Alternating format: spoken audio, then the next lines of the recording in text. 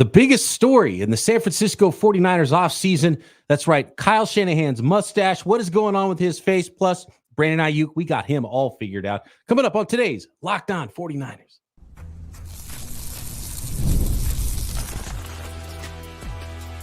You are Locked On 49ers, your daily San Francisco 49ers podcast, part of the Locked On Podcast Network, your team every day. Welcome to Locked On 49ers. Brian Peacock and Eric Crocker at BD Peacock at Crocky209. Thanks, everybody, for making us your first listen on the Locked On Podcast Network. Your team every day. We love our everydayers, and we especially love it when you hit that subscribe button. Please, only about 80% of our listeners, Croc, on YouTube are not subscribed to the channel. That's wild to me. So hit that subscribe button, folks. Helps us out. Might help you out. You want to hit all those podcasts. You want to know when we go live, hit that notification bell as well. And of course, you can subscribe everywhere you are listening to this podcast. Today's episode of Locked On 49ers brought to you by FanDuel. Make every moment more. Right now, new customers get a daily, not even new customers, actually. We're talking about all customers now at FanDuel. FanDuel is hooking up all customers with a boost or a bonus daily.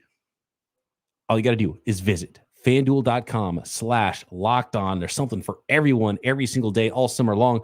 FanDuel.com/lockedon to get started. Hey, Peacock, I don't know what those 80% of people are doing, but I will shout out to 20% who are subscribed, and hopefully more people subscribe. But I ran into a gentleman at the taco truck of all places, and he said, "Hey, man, keep doing your thing." And I'm like, what is this guy talking about? He's like, "Oh, I watch you on YouTube. I watch your show all the time, you and your co-host." So shout out to all the listeners out there around the 209, Stockton, California, Central Valley. And shout out to the taco trucks doing God's work out there. I mean, we got the best taco trucks. Like, Stockton got the best taco trucks, hands down. Like, I don't even think it's close. It's like taco capital out here.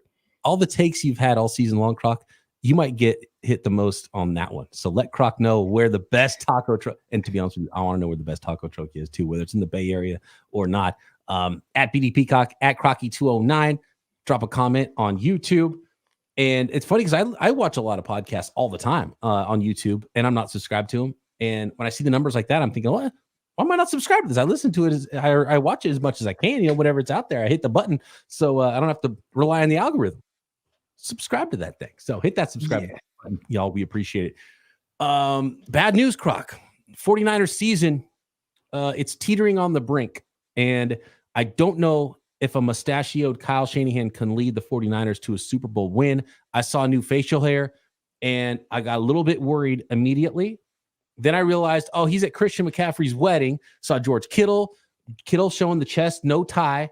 Kyle Juszczyk with the bow tie.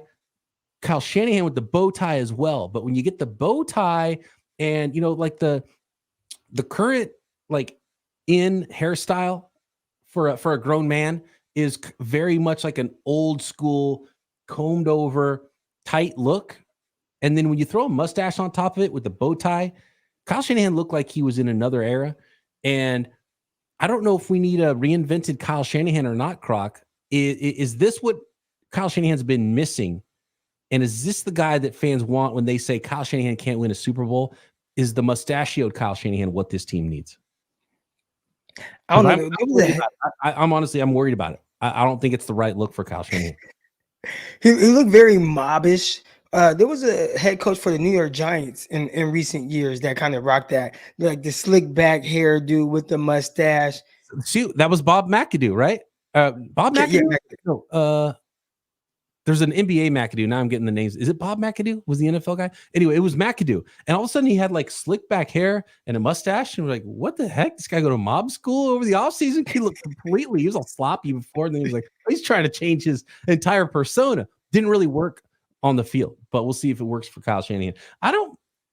The Aiyuk thing, the Kyle Shanahan, obviously we're joking about Kyle Shanahan's mustache, but it's hard to run it back when things feel a little bit different. Feels like a different team. When you see somebody, even like if your wife gets a haircut, they're like, this is kind of a different person all of a sudden walked in the door for a few minutes till you get used to it.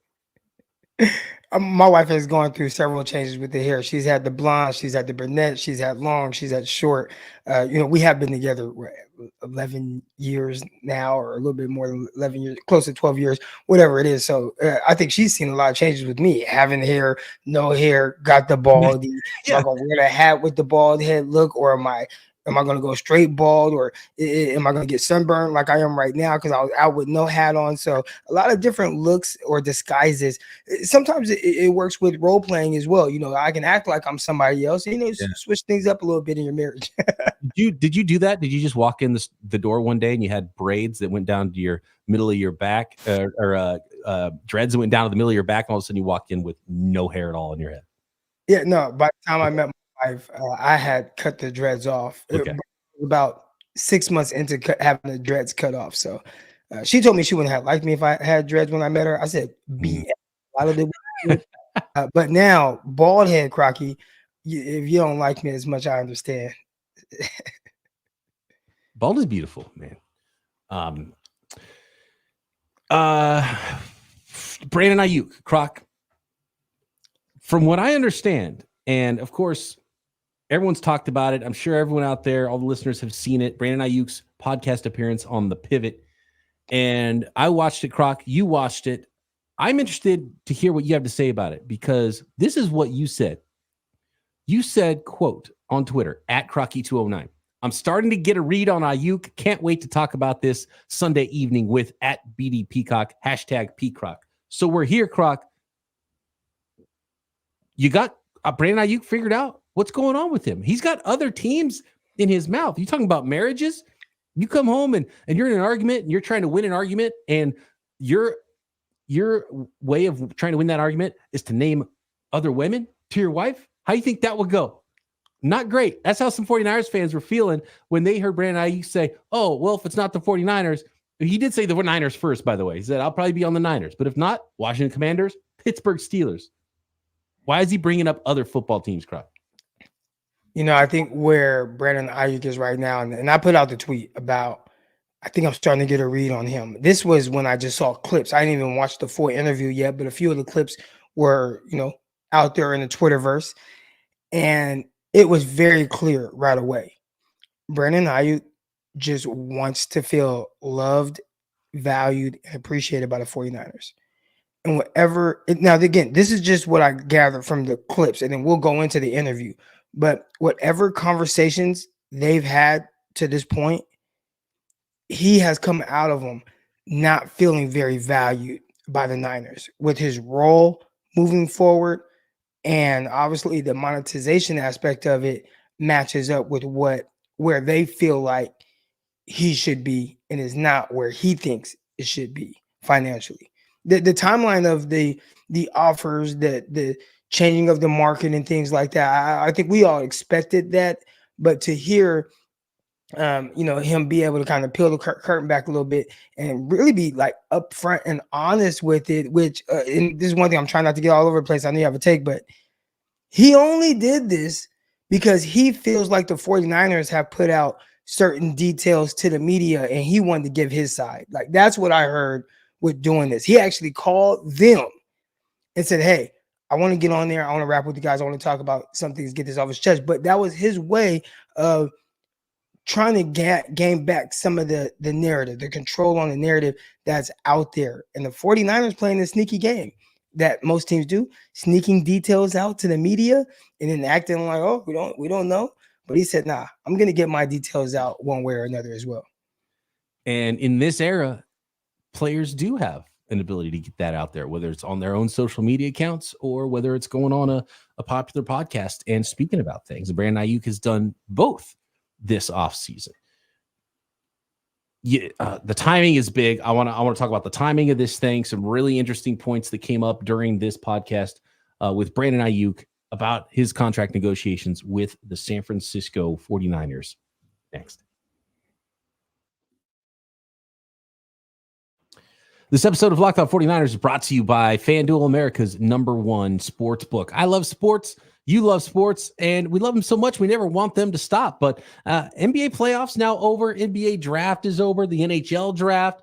And sports are not quite sporting as much as we want them to. We basically got Major League Baseball, which is awesome, and it's every day all summer long. But FanDuel lets us keep the sports going whenever we want, because all you have to do is open up the app and dream up bets anytime you're in the mood. Because this summer, FanDuel is hooking up all customers, not just new customers. We're talking all FanDuel customers with a boost or a bonus daily. That's right. There's something for everyone every day, all summer long. Major League Baseball every day. You've got tons of NFL futures. You can bet on rookies of the year, who's going to win the coach of the year, and who's going to win the next Super Bowl. 49ers still at the top of that heap right now at FanDuel. So head over to FanDuel.com/lockedon and start making the most of your summer. FanDuel, official sports betting partner of Major League Baseball.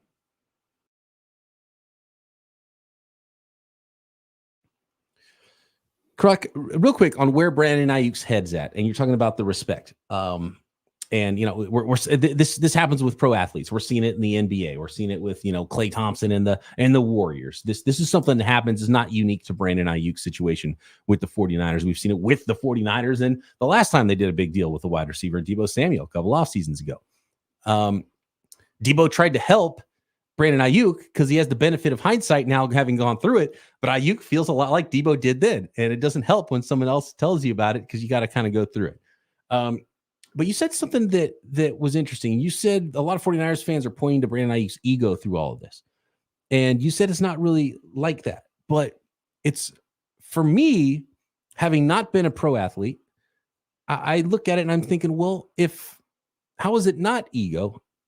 If you really want to be somewhere and you're close to a deal, but you feel disrespected at the same time, and, you know, and even if you're $4 million a year apart, how is it not ego? So talk to me about that and what it's like to be in that situation as a pro athlete. And I know you never signed a $30 million per year contract, but you signed an NFL contract and you signed pro football contracts, and you know a lot of pros, and you were a pro. So talk to me about what it's like to be on that side of the thing.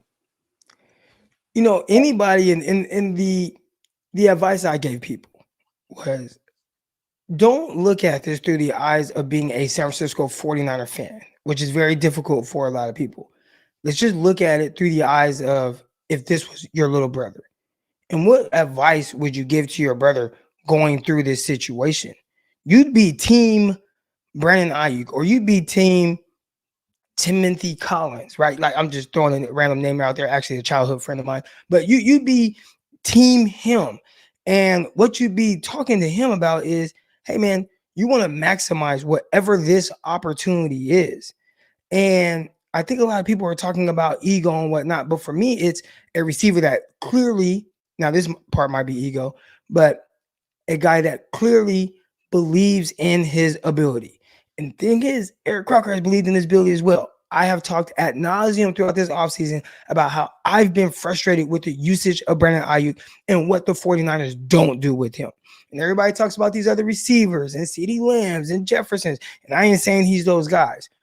But in the 49ers offense, it's very difficult for him to be those guys. And I'm not saying even if he had opportunities, he'd be them, but they brought up his targets. And now he's like 30th in targets, but 7th in yards. And they asked him, you know, do you ever think about what it would be like if you got those targets? And he's like, heck yeah, man. Like, I just want that opportunity. I just want I want that type of either attention or targets, or the ability to maybe do some of the things that we're seeing other guys do. But the 49ers don't use him that way, right? And when we're talking about ego, you're talking about a guy who feels like, man, I got all this ability. I can win vertically. I can win with routes.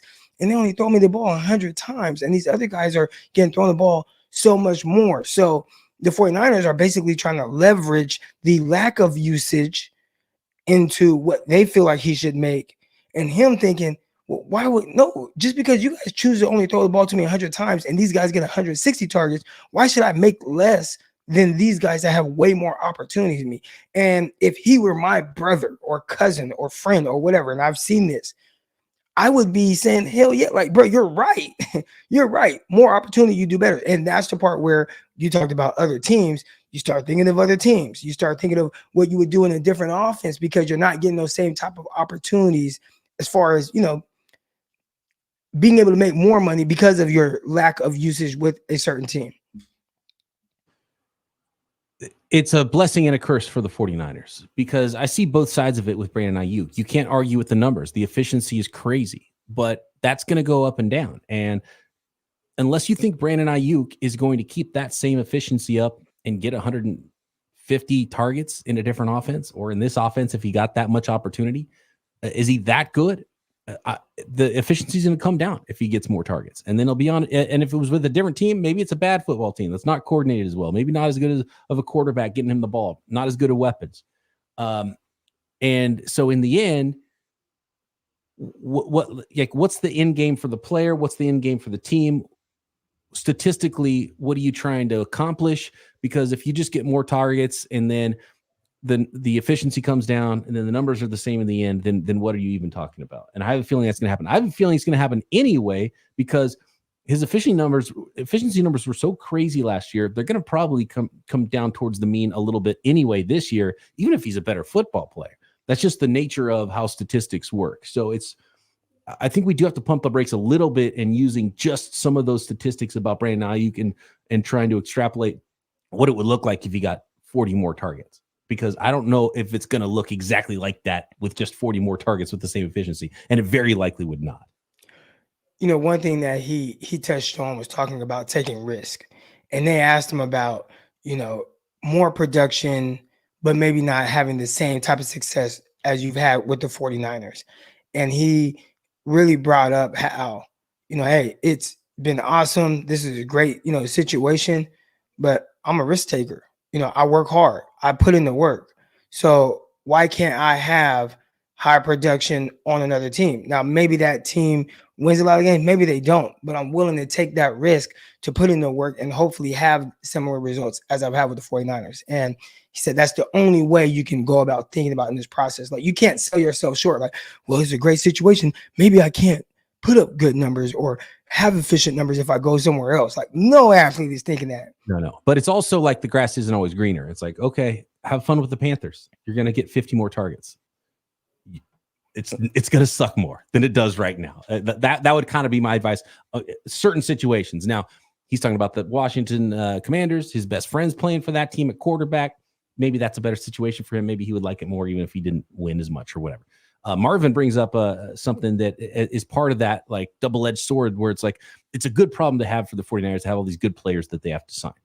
Marvin says, why do we always need drama every offseason? Debo, Bosa, Aiyuk, Purdy next year. Give me 1 year where we come together. That's when we will win Super Bowl number 6. And it's like, you want to have great players that are up for contracts. That means you got great players. But we also saw the New England Patriots for 20 years let those guys walk. And so that's where the 49ers have to figure out, like, okay, who are the integral pieces of this team? And are you just going to keep trying to pay everybody? Are you going to try to really skirt that line and, put stuff on credit cards to keep this window open, elongate the window? You have to make tough decisions at some point, the 49ers, and how they value Aiyuk is a big one. And you've laid out some reasons why maybe they don't value him enough. And certainly it looks to this point they haven't valued him enough this offseason with their contract offers for him to sign. And I think they should sign Brandon Aiyuk. And I think he's the most likely player to be the most important of all the offensive weapons in 2 years. But he might not be right now. And so that's where the 49ers have to look ahead and really have to figure out how they want to build this thing. And this day and age, guys aren't going to, and Brandon Aiyuk's made it clear he's not going to either take a pay cut to be like, I want to stay part of this program. I'll take a little bit less. Everyone wants, in fact, everyone's already wanting a little bit more. Even Christian McCaffrey. Can I get a little bit more? We might hear from Trent pretty soon. Hey, can I get a little bit more? Someone pass me up. I want to be number one, And so it's ongoing, and you got to figure out who you're going to pay. He said he's absolutely not taking a hometown discount, any type of pay cut. Like, absolutely not. Like, whatever I have earned and worked hard for, like, I want that, and it's very understandable. In the comments now, we have Stovey 4x4ing. He said Bosa wasn't drama. He stayed quiet. And I think the difference is here is Bosa probably never felt disrespected, right? Like, Bosa, it was, there were no trade talks. There was no, not even entertaining anything with the trade. He was always going to be the highest paid non-quarterback in the league at the time of signing. It was just ironing out some of the details, but we knew that. With Brandon Aiyuk, it's a very different situation because they are telling him, we really like you, but not at the price. And they told him that through the media, right? I heard Adam Schefter actually say that, like they like him, but not at the price that he's looking for. And then they have clearly told him that whole thing with the FaceTime, he's on the phone with Jaden Daniels. We thought he was kind of maybe joking a little bit. He was not joking when he said they don't want me. And he talked about it on the pivot. He said, hey, I had just got off the phone with them. And in so many words, they said, we like you, but not at the numbers that we've been discussing. And they're very far apart right now. And that's a lot of where the, kind of this disconnect is. It's not so much that they don't like him and value him. I bet if you just talk about Brandon Aiyuk, the football player on the field, and what he brings to your team, they love that. But when you're going to be forced to utilize him a certain way because you pay him a certain way, they don't love that. And that's where the disconnect is. Croc, you remember when I always talk about don't hate the player, hate the game when it comes to these? It's something that's come up in all these off seasons now. And I'll tell you what the 49ers and what Brandon Aiyuk have gotten wrong. And they both came up in that podcast appearance interview on the Pivot. We'll get into that next.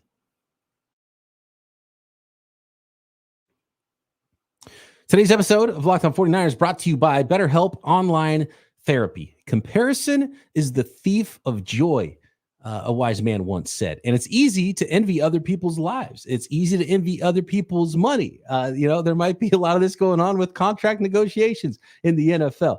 And it might look like they have it all together on their Instagram, but in reality, maybe they don't, and they probably don't, or at least their life isn't as curated as it looks on social media. Therapy can help you focus on what you want instead of what others have, so you can start living your life, not comparing your life to anybody else's. Live your best life. If you're thinking of starting therapy, give BetterHelp a try. It's entirely online, designed to be convenient, flexible, and suited to your schedule.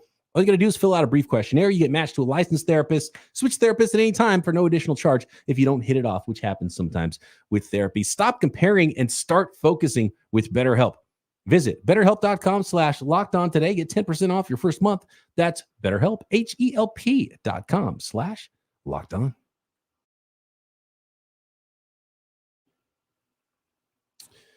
We're not going to play any clips from it. I'm sure everyone's seen it. If you haven't seen it, go check out the Pivot podcast. Brian Clark, Channing Crowder, and I'm blanking on who's the other host? OG Fred Taylor, Freaky Fred, as they like to call him.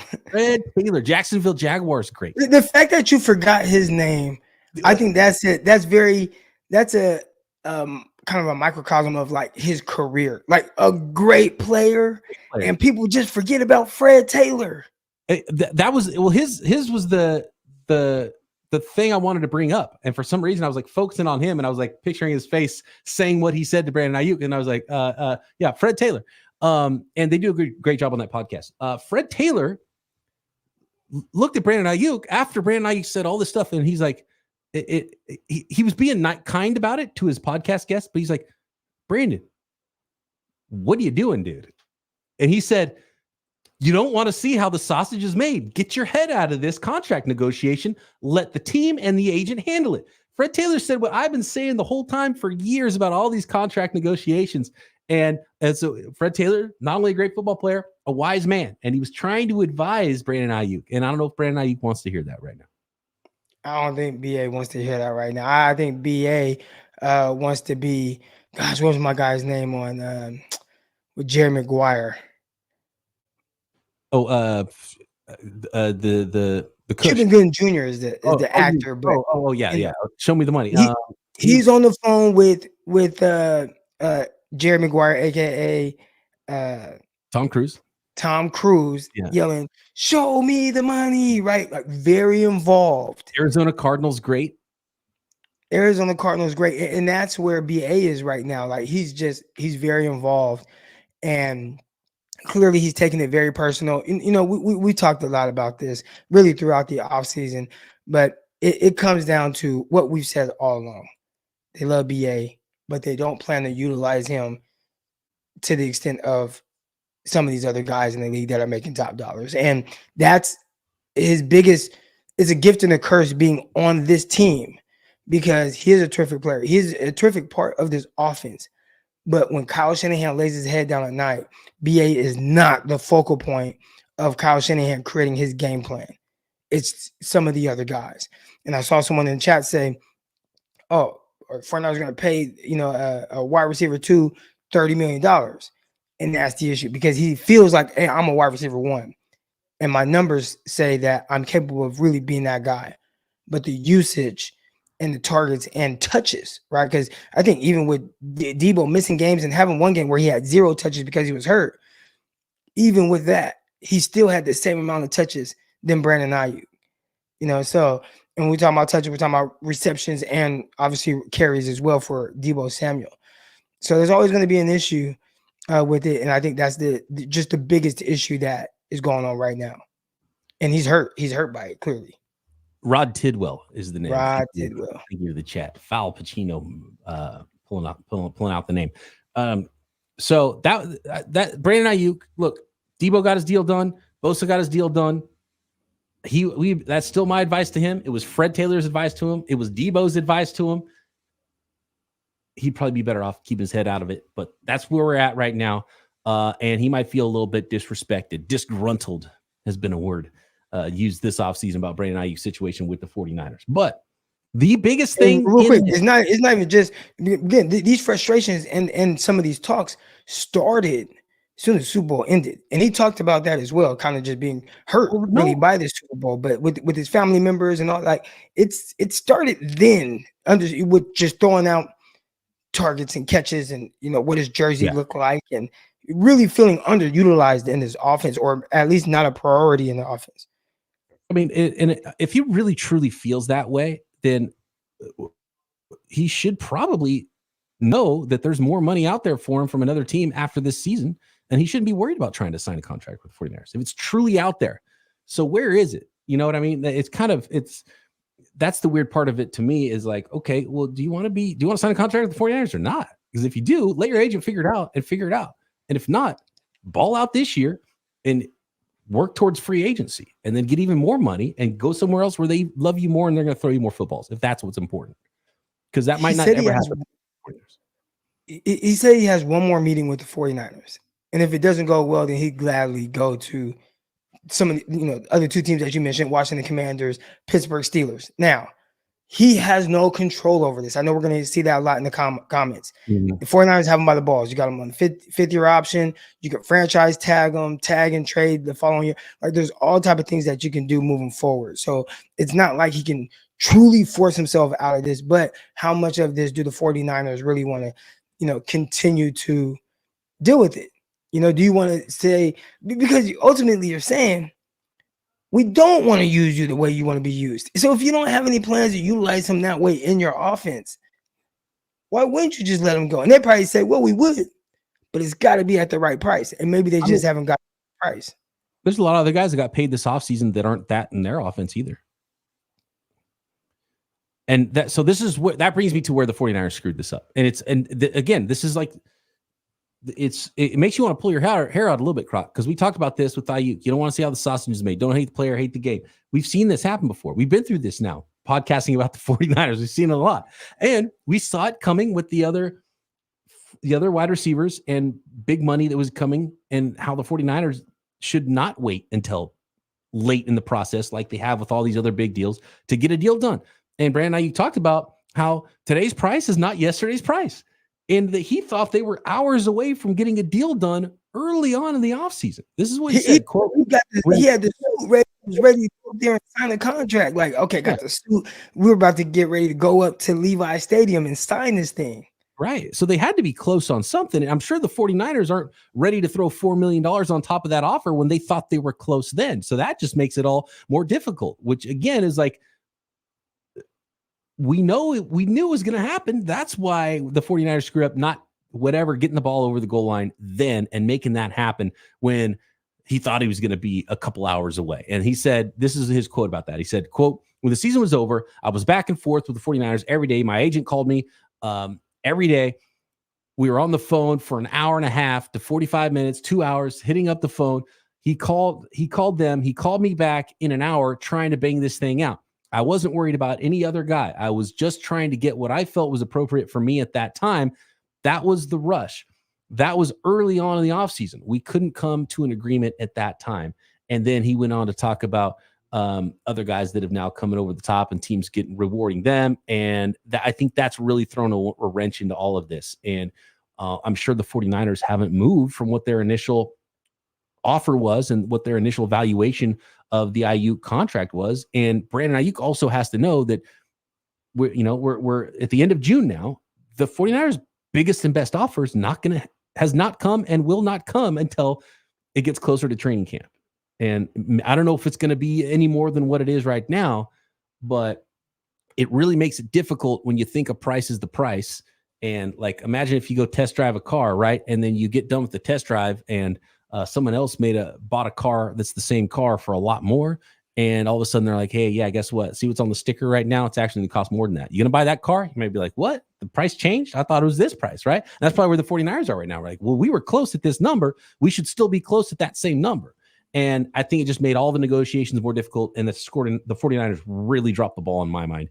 And it was the most obvious thing in the world, Croc. And they dropped the ball not getting this contract done early in the offseason if they want to get it done. Yeah. And he also said, even then, he felt like they were close, but they were a little far apart. And maybe the 49ers were thinking, well, okay, this little window of how far apart we are, maybe we can kind of squeak this a little bit closer, meet somewhere in the middle. But maybe later we signed guys kind of closer to training camp. And then all the other guys signed and it just raised the price. And he said, the market is the market. Like I feel him on it. I don't control the market. These other guys that got signed, that controls the market. And he said, almost like draft picks, like wherever you're drafted, there's kind of like this slot of how much money you're going to make. If you're drafted number 3 overall, there's a certain amount of money that you're going to make. If you're drafted number 10 overall, there's a certain amount of money. Now you can tweak the details of it a little bit with guaranteed money at signing and all that. But the pay is what the pay is. If you're drafted 26th overall, like he was, or whatever it was, 27th overall, he's going to make a very specific amount. Well, once these other guys signed, it changed where he feels he's slotted at with the contract negotiations. And the 49ers have nobody to blame but themselves. Yeah, the number can only come up from where the 49ers thought they might have been at the beginning of the offseason. And we saw that coming a mile away. So that's on the 49ers. And they've made this negotiation more difficult for themselves. I think Brandon Aiyuk made this negotiation more difficult for himself as well. Can they come together on this? We still have a lot of time before training camp. We'll find out. I don't remember if Aiyuk said when that last meeting is supposed to be. He didn't say this, but I did want to comment to have at you. He said, this all looks bad because we do not leak news anymore. It is all speculation. I don't think any of this is speculation. Like this is the news has been leaked to Adam Schefter and other guys. We're seeing numbers. He said it kind of hurt him and he felt disrespected that specific numbers were out there in the media. So now it's like we're supposed to be talking about this, you and I, and now all of a sudden you have all these other people in our business and putting out our specific numbers. He felt some kind of way about that. And so it has been leaked by the San Francisco 49ers because it wasn't leaked by his camp or his team, which he clearly said. And now we're hearing his side about it. This is not speculation. This is Brandon Aiyuk telling you his firsthand. And he came off very, very real about it. And I think, within him being real, people thought maybe, his ego was a little too big, but clearly you can see the frustration. This is not speculation. We now know exactly what is going on with these negotiations, even though we're not in the room with them. At Crocky209, at BD Peacock, make sure you subscribe on YouTube. Shout out to all the everydayers out there.